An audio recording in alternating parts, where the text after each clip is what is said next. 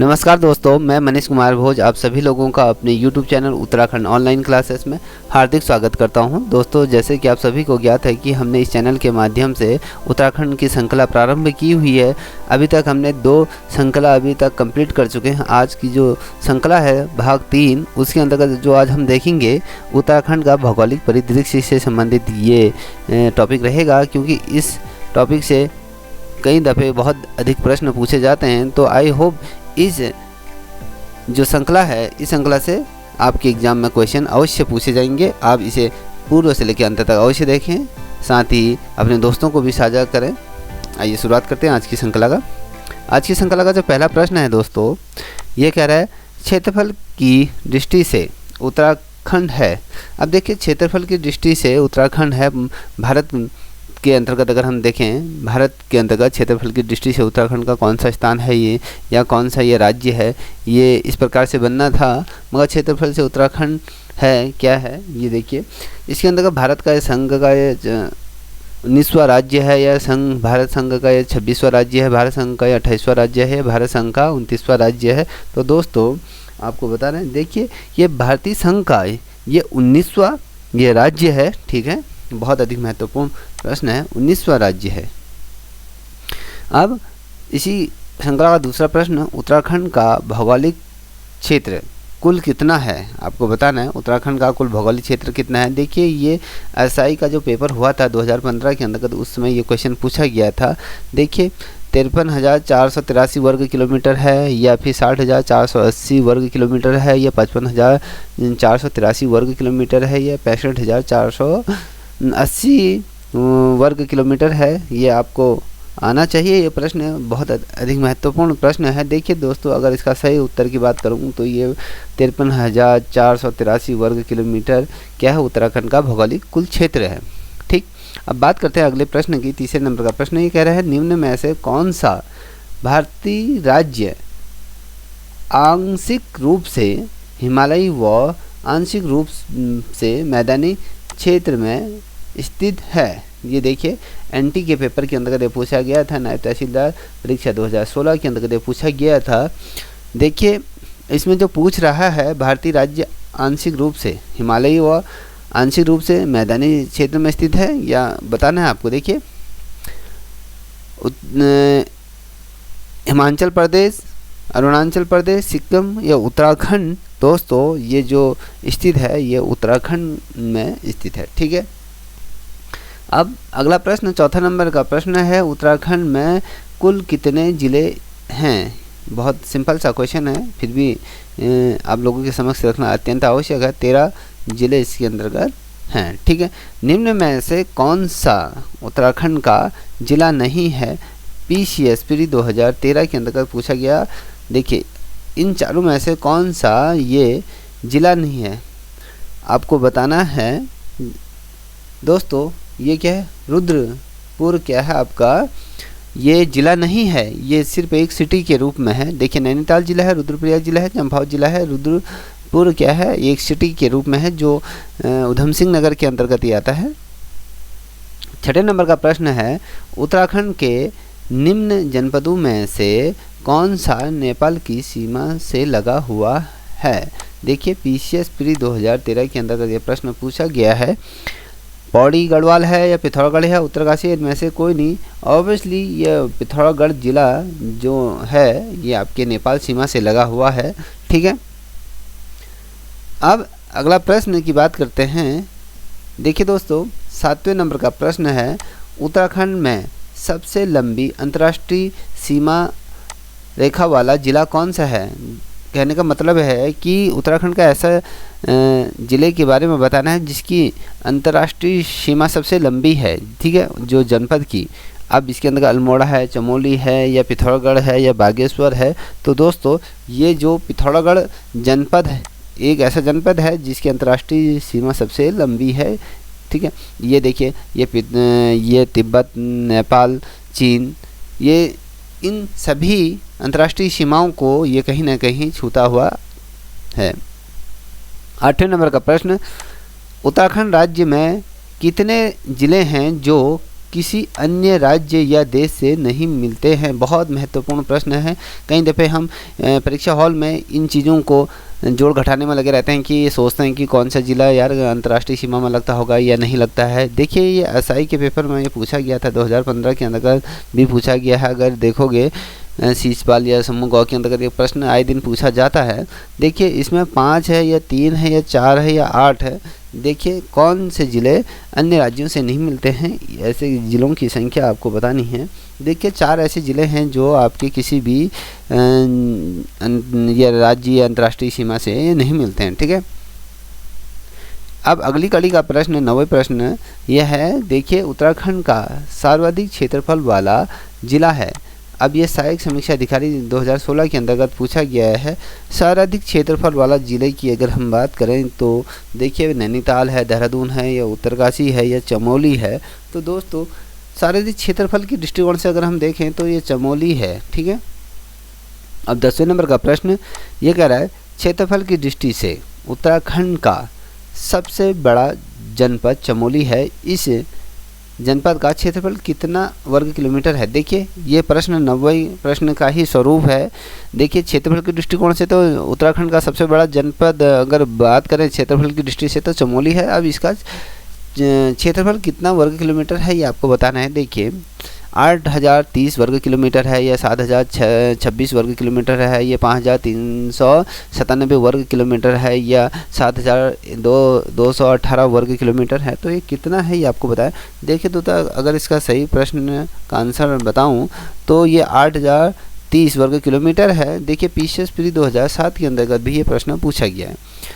अब अगले प्रश्न की तरफ बढ़ते हैं। 11वें नंबर का प्रश्न क्षेत्रफल की दृष्टि से निम्न में से कौन सा जिला उत्तराखंड राज्य में सबसे छोटा है। देखिए क्षेत्रफल की दृष्टिकोण, हमने क्षेत्रफल के दृष्टिकोण से सबसे बड़े जनपद की बात करी तो चमोली है, ठीक है।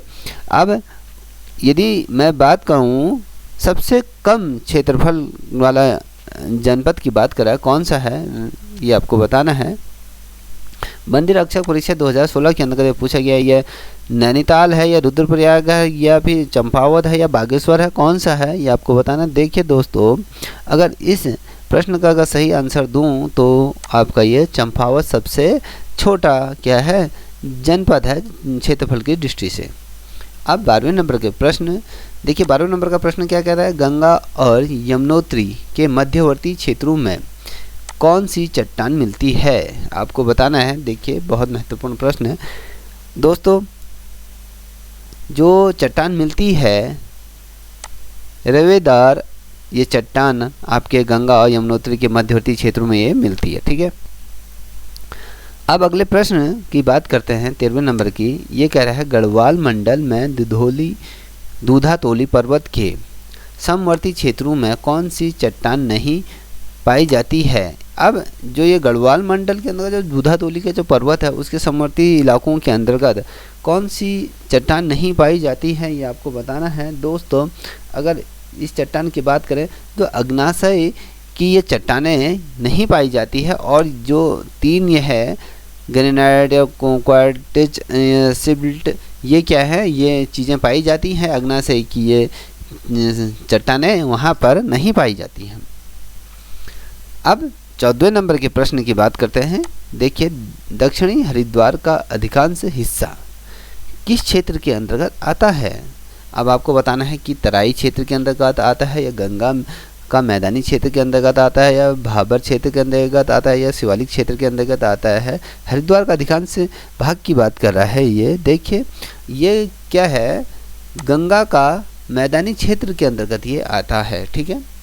आप ये सोच लीजिए कि गंगा नदी का जो प्रभाव होता है ये हरिद्वार में कहते हैं हम सबसे बड़ा जो गंगा का धाम माना जाता है हरिद्वार है। तो इससे आप लेके चलिए माँ गंगा का ये संपूर्ण रूप से हरिद्वार क्षेत्र का जो मैदानी भाग है तो यहाँ से रिलेटेड इसे लेके चलिएगा।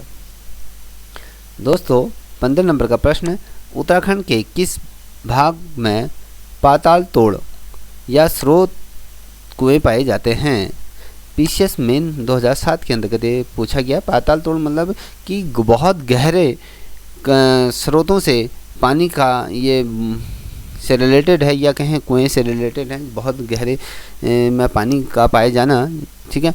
अब ये भाबर क्षेत्र में है या तराई क्षेत्र में, शिवालिक की पहाड़ियों में है या उपयुक्त में से कोई नहीं है, ये आपको बताना है। देखिए दोस्तों, ये तराई के क्षेत्रों में ये चीज़ें होती हैं क्योंकि वहाँ पर कुएं खोदे जाते हैं, बहुत अधिक ड्रिलिंग की जाती है, जहाँ पर बहुत अधिक गहरे या कहें पाताल तोड़ मतलब कि पाताल पृथ्वी के कोर की तरफ हम जब बढ़ते हैं, उसके भूभाग के अंदर को जब हम बढ़ते हैं तो उसको पाताल तोड़ या कहें जहाँ से हमें पानी का जो स्रोत मिलता है वहाँ पर की बात करें, ठीक है।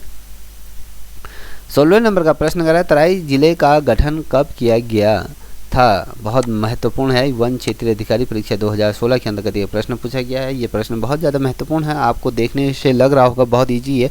जिसमें परीक्षा कक्ष में आप प्रवेश करते हो, इस प्रकार के प्रश्न आपके समक्ष आते हैं तो वहाँ पर आप क्या करते हो, गिव अप कर जाते हो या कन्फ्यूजिंग से इन प्रश्नों को गलत कर देते हो, ठीक है। अब तराई क्षेत्र का गठन कब किया गया था? 1842 में किया गया था, 1839 में किया गया था, 1892 में किया गया था, 1857 में किया गया था। कब किया गया था? 1842 में तराई क्षेत्र का यहाँ पर क्या गया, तराई जिले का यहाँ पर क्या गया था, गठन किया गया था। 17वें नंबर का प्रश्न, प्रदेश में भाबर क्षेत्र का विस्तार कहाँ तक है? अब भाबर क्षेत्र तराई क्षेत्र की बात कर रहे हैं, कहाँ तक है ये देखिए, चंपावत से देहरादून या नैनीताल से देहरादून, चंपावत से अल्मोड़ा, रानीखेत से अल्मोड़ा, ये भाबर क्षेत्र का विस्तार कहाँ से माना जाता है ये आपको बताना है। देखिए दोस्तों, ये चंपावत से देहरादून तक का जो क्षेत्र है ये भाबर क्षेत्र का विस्तार यहाँ से प्रारंभ हुआ है, ठीक है। 18वें नंबर का प्रश्न बहुत अधिक महत्वपूर्ण है, एडवर्ड माउंट किस जिले में स्थित है? ये कनिष्ठ लिपिक साहिक 2018 में ये प्रश्न पूछा गया, बागेश्वर में है या उत्तरकाशी में है या चंपावत में है या नैनीताल के अंतर्गत है, तो आपको बताएं। देखिए चंपावत जिले के अंतर्गत एडवर्ड माउंट स्थित है, ठीक है। अब 19वें नंबर का प्रश्न, ये PCS प्री 2012 में पूछा गया था, राज्य में दून कहा जाता है, राज्य में दून कहा जाता है, किस चीज़ को कहा जाता है? ये नदी घाटियों को कहा जाता है, रचनात्मक घाटियों को कहा जाता है, अल्पाइन घास के मैदान को कहा जाता है, संकरी घाटियों को कहा जाता है, किसे कहा जाता है? राज्य में दून कहा जाता है, किसे कहा जाता है? देखिए दोस्तों, ये संरचनात्मक घाटियों को कहा जाता है, ठीक है। अब 20वें नंबर का प्रश्न आपके समक्ष है, देखिए दून घाटी को जाना जाता है, किस नाम से जाना जाता है या कहाँ ये पाए जाते हैं? सहायक कनिष्ठ सहायक की परीक्षा 2017 में ये प्रश्न पूछा गया था, देहरादून, हरिद्वार, ऋषिकेश या उपरोक्त में से कोई नहीं। देखिए अगर दून घाटी को जाना जाता है वो देहरादून के नाम से जाना जाता है, ठीक है। अब इसी कड़ी का 21वें नंबर का प्रश्न ये कह रहा है, हर की दून बुग्याल कहाँ स्थित है? ये व्यक्तिगत सहायक परीक्षा 2016 के अंतर्गत पूछा गया है। हर की दून की बुग्याल कहाँ स्थित है? ये उत्तरकाशी जनपद में है या देहरादून जनपद में स्थित है, ये टिहरी जनपद में स्थित है, पौड़ी जनपद में स्थित है, तो ये कहाँ पर स्थित है ये आपको बताना है। देखिए दोस्तों, ये उत्तरकाशी जनपद में हर की दून बुग्याल वहाँ पर स्थित है, ठीक है। अब ये कह रहा है 22वें नंबर का, नौधौर दून किस जनपद में स्थित है? ये सचिवालय समीक्षा अधिकारी की परीक्षा के अंतर्गत 2016 में पूछा गया था। देखिए उधम सिंह नगर में स्थित है या नैनीताल में स्थित है या टिहरी में स्थित है या हरिद्वार में है, तो कहाँ है? नौधौर दून, तो आपको बताना है। देखिए अगर मैं इस प्रश्न का अगर आपको सही उत्तर दूँ तो ये नैनीताल जनपद के अंतर्गत स्थित है। अब 23वें नंबर का प्रश्न कह रहा है, लघु हिमालय किसके मध्य में स्थित है? ये PCS प्री 2016 के अंतर्गत या 17 के अंतर्गत ये प्रश्न पूछा गया है। लघु हिमालय की बात अगर हम बात करते हैं तो टांस और महान हिमालय के या शिवालिक और महा हिमालय के या टांस व शिवालिक हिमालय के मध्य या शिवालिक और भाई हिमालय के मध्य, तो ये कहाँ पर ये स्थित है ये आपको बताएं। देखिए अगर इसका सही आंसर दूँ तो शिवालिक व भाई हिमालय के मध्य पर आपका लघु हिमालय स्थित है, ठीक है। 24वें नंबर का प्रश्न है आपके समक्ष, निम्न में से उत्तरांचल प्रदेश का कौन सा स्थान पहाड़ों की रानी के नाम से जाना जाता है? आप सभी को इस प्रश्न का आंसर पता होगा, PCS प्री 2006 में प्रश्न पूछा गया है, ये मसूरी को कहा जाता है, ठीक है।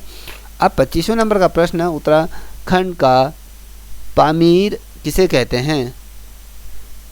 देखिए फूलों की घाटी को कहा जाता है, दून घाटी को कहा जाता है, दूधातोली श्रृंखला को कहा जाता है, पौड़ी को कहा जाता है। तो दोस्तों आपको दूधातोली श्रृंखला कहा जाता है, पामीर इसे कहा जाता है, उत्तराखंड का पामीर।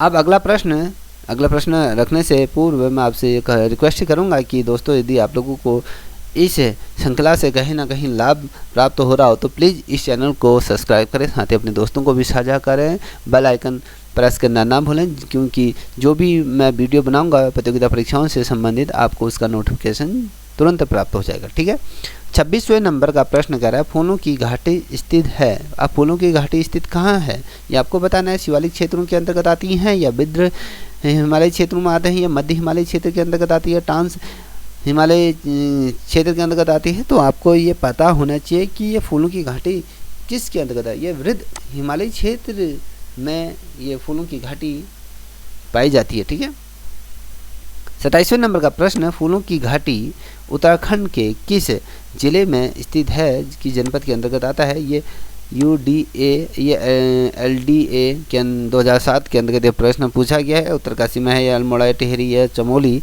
किस जनपद के अंतर्गत फूलों की घाटी स्थित है। देखिए चमोली जनपद के अंतर्गत ये फूलों की घाटी स्थित है। ठीक है, अब 28वें नंबर का प्रश्न उत्तराखंड का सबसे ऊंचा पर्वत शिखर कौन सा है। PCS प्री 2006 में ये प्रश्न पूछा गया है। ठीक है, यह नंदा देवी है या त्रिशूल है या कामेत है या नंदाकोट है। तो कौन सा सबसे ऊंचा ये पर्वत माना जाता है। देखिए नंदा देवी जो बायो रिजर्व है जहाँ पर सबसे ऊंचा ये पर्वत उत्तराखंड का ये माना जाता है। ठीक है, यहाँ पर विविध रूप से आपको विभिन्न प्रजातियों के वृक्ष इत्यादि या जीव जंतु देखने को मिलते हैं। अब 29वें नंबर का प्रश्न राज्य में स्थित हिमालय की सर्वाधिक ऊंची चोटी है। देखिए राज्य में सबसे ऊंची हिमालयी चोटी कौन सी है ये कहने का मतलब है। PCS प्री 2003 और 12 में ये पूछा गया है। नंदाकान यह है, गार्डनिक आक्टी या नंदा देवी या कंचनजंगा कौन सा है आपको बताना। सबसे हिमालय की सबसे ऊंची चोटी के बारे में पूछ रहा है। देखिए नंदा देवी ये पर्वत है, सबसे ऊंची श्रृंखला मानी जाती है। अब 30वें नंबर का प्रश्न बद्रीनाथ स्थित है। बद्रीनाथ कहाँ स्थित है। सहायक की परीक्षा जो लेखाकार की परीक्षा हुई थी 2014 में, LDA की परीक्षा में भी ये पूछा गया था। देखिए जो बद्रीनाथ चमोली में है, रुद्रप्रयाग में है, टिहरी में है या उत्तरकाशी में है, तो आपको इस प्रश्न का आंसर पता होना चाहिए। तो बद्रीनाथ है ये आपके चमोली जनपद में स्थित है। ठीक है, निम्न में से 31वें नंबर का प्रश्न निम्न में से कौन सा पर्वत शिखर उत्तराखंड में स्थित नहीं है। जो ये चार आपके समक्ष ये चार ऑप्शन दिए गए हैं, इनमें से कौन सा पर्वत आपके उत्तराखंड में स्थित नहीं है। समीक्षा अधिकारी 2016 के अंतर्गत एक प्रश्न पूछा गया है। देखिए दोस्तों कामेत है या भागीरथी है या बंदरपूछ है या नंगा पर्वत कौन सा है, ये आपके उत्तराखंड में स्थित नहीं है। देखिए दोस्तों यही है नंगा पर्वत, क्या उत्तराखंड में ये स्थित नहीं है। देखिए कामेत की बात करें, भागीरथी की बात करें, बंदरपूछ ये उत्तराखंड में ही स्थित है। ठीक है, अब 32वें नंबर का प्रश्न निम्न में से किस क्षेत्र का कुछ हिस्सा तिब्बत चीन के नियंत्रण में है। देखिए उत्तराखंड का कुछ क्षेत्र की बात करें जो कुछ हिस्सा तिब्बत या चीन के नियंत्रण क्षेत्र के अंतर्गत आता है। दून की क्षेत्र, भाभर क्षेत्र, ट्रांस हिमालयी क्षेत्र या लघु हिमालयी क्षेत्र की यदि बात करूं तो दोस्तों अगर देखोगे आप जो ये ट्रांस हिमालयी क्षेत्र का कुछ हिस्सा ये चीन और तिब्बत के नियंत्रण क्षेत्र के अंतर्गत आता है। ठीक है, उससे अधिक हमारे उत्तराखंड के क्षेत्र के अंतर्गत आता है। देखिए 33वें प्रश्न का अगर 33वें नंबर का प्रश्न करो, बहुत महत्वपूर्ण, नीति दर्रा स्थित है कहाँ पर है ये। देखिए चमोली या तिब्बत के अंतर्गत है, हल्द्वानी तिब्बत के अंतर्गत, उत्तरकाशी तिब्बत के अंतर्गत है, उपयुक्त में से कोई नहीं। देखिए चमोली और तिब्बत के मध्य क्या है, नीति दर्रा स्थित है। ठीक, अब 34वें नंबर का प्रश्न निम्नलिखित पासों में से कौन से पास सबसे मानसरोवर धार्मिक थी गुजरते हैं। देखिए मानसरोवर से कौन से धार्मिक होकर यहाँ पर गुजरते हैं, या माझा पास या लिपो लेक के पास से, या नामा पास के, या उपरोक्त में से कोई। विधिक सहायक की परीक्षा जब हुई थी 2018 में, वो क्वेश्चन ये पूछा गया है। देखिए दोस्तों, जो ये यात्रा जो होकर गुजरती है लिपू लेक दर्रे से होते हुए ये गुजरती है मानसरोवर की, जिन्हें भी धार्मिक इसको मानते हुए जो लोग हैं श्रद्धालु, यहाँ से होके ये गुजरते हैं। ठीक है, अब अगले प्रश्न की तरफ बढ़ते हैं। 35वें नंबर का प्रश्न, निम्न में से कौन एक गिरिद्वार या दर्रा जिसे कहा जाता है उत्तराखंड में स्थित नहीं है। अपर निजी सचिव की परीक्षा 2017 में हुई थी। देखिए ये जो 4 ऑप्शन दिए गए हैं, इनमें से एक इसमें स्थित नहीं है, इनमें से एक नहीं है। देखिए लिपू लेक दर्रा उत्तराखंड में ही स्थित है, माणा भी स्थित है, सिनला दर्रा और डिबासा दर्रा कौन सा इसमें स्थित नहीं है, ये आपको बताना है। 35वें नंबर का प्रश्न है। देखिए डिबसा दर्रा नहीं है यहाँ पर। ठीक है, अब 36वें नंबर का प्रश्न है, ये कह रहा है कि उत्तराखंड में किंगरी बिंगरी क्या है। समाज कल्याण का जब पेपर हुआ था 2017 में, तब ये पूछा गया था ये नदी है या पहाड़ है या दर्रा है या स्थान है। जो किंगरी बिंगरी क्या है ये आपको पता होना चाहिए। देखिए ये ना नदी है, ना पहाड़ है, ना स्थान है, एक दर्रा है। ठीक है, अब लिपू लेक दर्रा स्थित है। अब लिपू लेक दर्रा कहाँ स्थित है, ये समाज कल्याण की जब परीक्षा हुई थी 2017 में, ये पूछा गया था समाज कल्याण अधिकारी के अंतर्गत। देखिए उत्तरकाशी ज़िले में है, या चमोली ज़िले में है, या पिथौरागढ़ ज़िले में है, या बागेश्वर ज़िले में है। अब लिपू लेक दर्रे की बात करें, देखिए पिथौरागढ़ ज़िले में स्थित है। देखिए अधिक से अधिक दर्रे पिथौरागढ़ या उत्तरकाशी या चमोली या फिर बागेश्वर जनपद के अंतर्गत ही आते हैं। ठीक है, 38वें नंबर का प्रश्न, निम्नलिखित दर्रों में से कौन से दर्रे से मानसरोवर धार्मिथी गुजरते हैं। मैंने अभी आपको इसका चीज़ बता दी थी, इसका उत्तर अभी यही प्रश्न दोबारा रिपीट हुआ है। ठीक है, ये देखिए ये प्रश्न 2018 में भी पूछा गया है। देखिए लिपू लेक दर्रे से ये होकर गुजरते हैं। ठीक है, मानसरोवर को जितने भी लोग करने जाते हैं ये लिपू लेक दर्रे से होकर गुजरते हैं। और 39वें नंबर का प्रश्न, आज़ादी के समय भारत में एकमात्र हिमालयी राज्य कौन सा था। आपको ये बताना है, यह उत्तर प्रदेश था, या असम था, या मेघालय था, या अरुणाचल प्रदेश था। आज़ादी के समय की बात कर रहे हैं, उसमें मात्र एक क्या था, हिमालयी राज्य की श्रेणी में था। वो कौन था आपको बताना है दोस्तों। ये जो हिमालयी राज्य के अंतर्गत यदि मैं बात करूँ, ये असम था। ठीक है, अब 40वें नंबर का प्रश्न, इस श्रृंखला का अंतिम प्रश्न ये कह रहा है उत्तराखंड हिमालयी राज्यों में कब सम्मिलित हुआ। उत्तराखंड राज्य जब बना तो ये हिमालयी राज्यों की जो श्रेणी थी उस श्रेणी में कब ये सम्मिलित हुआ, जो राज्यों के अंतर्गत। देखिए 2000 में, या 2005 में, 2007 में, 2009 में। देखिए 2000 में ये सम्मिलित हुआ। 2009 नवंबर 2000 को उत्तराखंड का क्या स्थापना दिवस भी मनाया जाता है। ठीक है दोस्तों ये श्रृंखला आप पूर्व से लेकर अंत तक अवश्य देखें, क्योंकि ये परीक्षा के दृष्टिकोण से बहुत अधिक महत्वपूर्ण है। आगामी परीक्षाओं में इससे क्वेश्चन पूछे जा सकते हैं। तब तक के लिए इतना ही। जय हिंद, जय भारत, जय उत्तराखंड।